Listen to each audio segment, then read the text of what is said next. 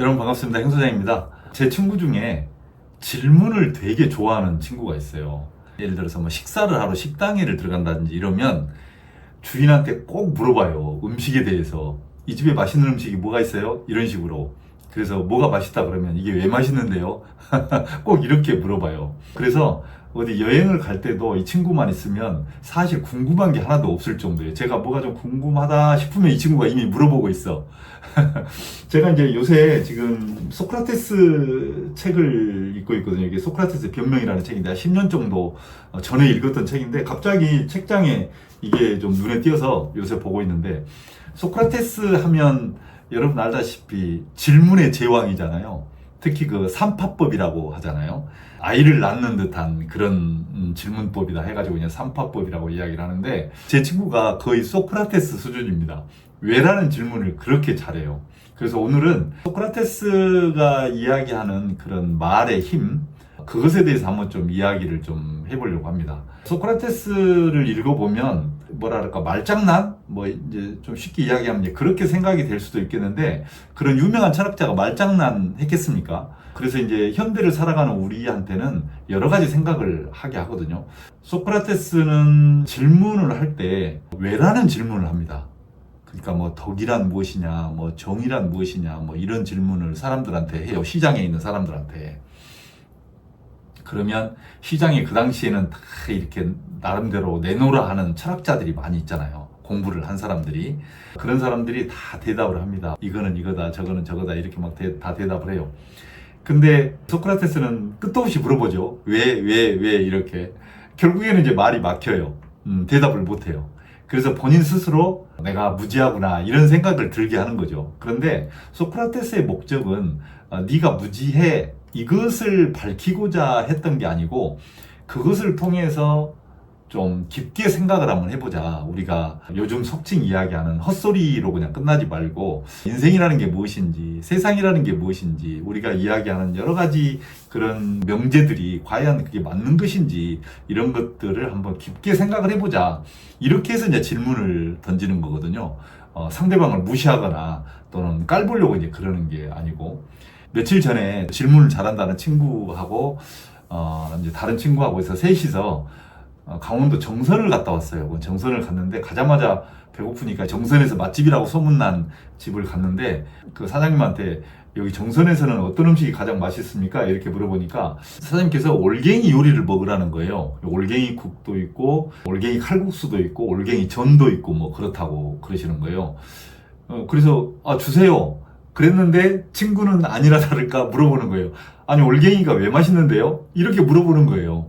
전라도에서는 올갱이라고 안 하고 대사리라 그러거든요. 대사리 정말 맛있잖아요. 근데 이게 뭐가 들어있는지도 모르고 그냥 옛날에는 어렸을 때는 그냥 먹었던 터라 왜 맛있는데요? 이렇게 이제 친구가 물어보는 거예요. 그러니까 사장님이 또 이것저것 막 설명을 하는 거예요. 그래서 이제 모르는 걸 알게 됐잖아요. 근데 이제 친구가 막걸리 한 잔을 먹고 싶어가지고 여기는 막걸리가 어떤 게 맛있나요? 그렇게 물어보니까 곤드레 막걸리하고 옥수수 막걸리가 있다는 거예요. 그러니까 둘 중에 어떤 게 맛있어요? 그러니까 옥수수 막걸리가 맛있다는 거예요. 옥수수 막걸리가 왜 맛있어요? 또 당연히 그렇게 물어보는 거예요. 그러니까 사장님께서 또 이 만드는 양조장이 100년이 넘었고 또 여기에는 이런 게 들어가고 또 제조 과정이 이렇고 이거를 또 상세히 또 설명을 해주시는 거예요.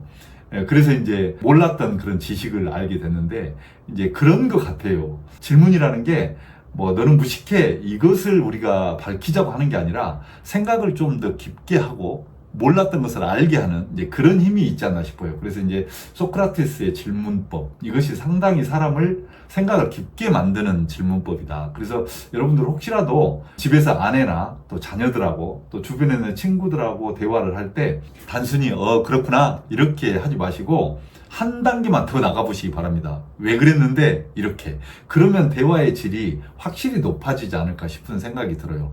예를 들자면 아내가 친구들 모임을 하고 이제 저녁에 들어왔어. 물어보는 거예요. 당신 저녁 뭐 먹었어? 삼겹살 먹었는데?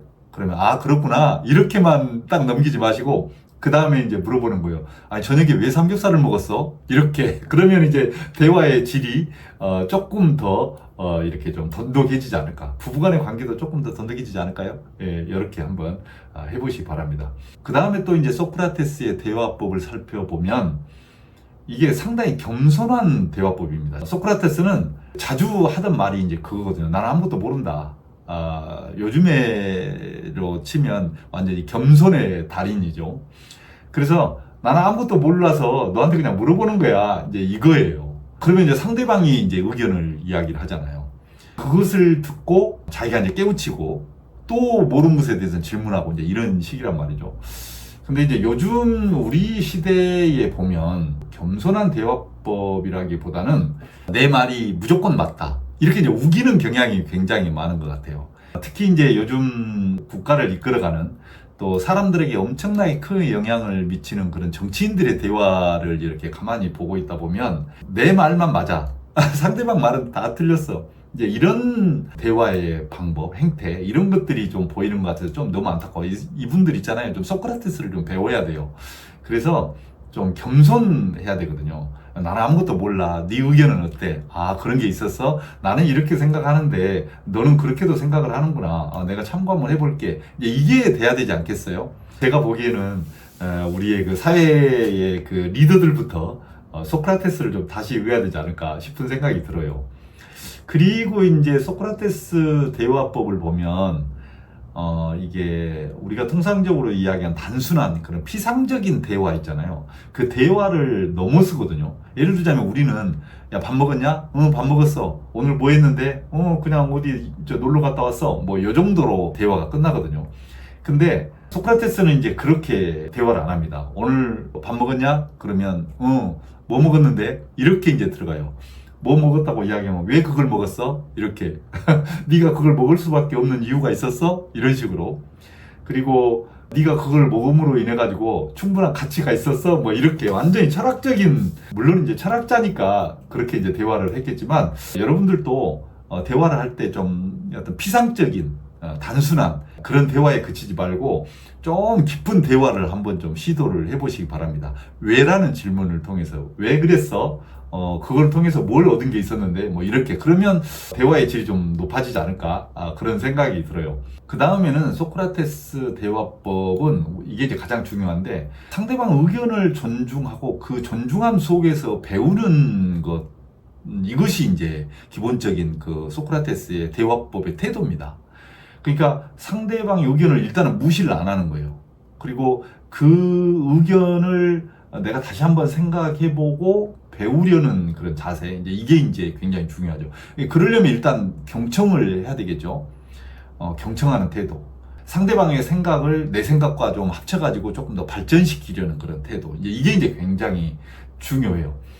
근데 이제 요즘에 보면 그 보통 내 생각만 이야기하고 말아버려요. 다른 사람 이야기는 안 들어. 그리고 뭐 내 생각이 맞다. 내 생각이 전부 옳아. 뭐 요거는 기본이고 그냥 내 생각만 이야기하고 너 듣든지 말든지 난 모르겠어. 그리고 그냥 다른 사람 말은 들으려고 생각도 안 하죠. 이제 이런 경향들이 굉장히 강해요. 그러다 보니까 자꾸 경직돼. 그리고 대화가 이어지질 않아. 예를 들자면 이거예요. 야, 오늘 아침에는 청국장을 먹었거든? 이렇게 이제 상대방을 쳐다보면서 이야기를 하잖아요. 그럼 상대방이 뭐라고 이야기해야 되겠어요? 아무 소리 안 하고 가만히 있어버리면 이게 대화가 안 이어지잖아요.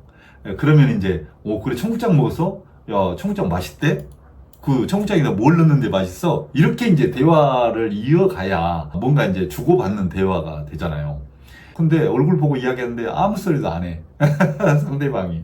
또 자기 할 이야기만 해버리고 말아. 상대방은 청국장 이야기하고 있는데 야, 나 오늘 부산 놀러 가야 되는데 이렇게 이제 엉뚱한 소리 해버린다든지 이런 경향들이 있어요.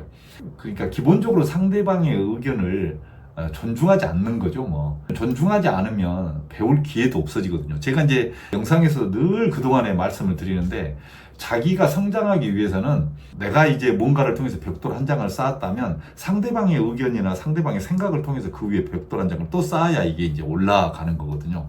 그래서 내가 발전하기 위해서는 누군가의 생각이 필요하다. 상대방을 존중하고 그 존중을 통해서 내가 대화를 이어감으로써 뭔가를 배우는 이제 이게 이제 소크라테스의 그 대화법의 핵심이거든요.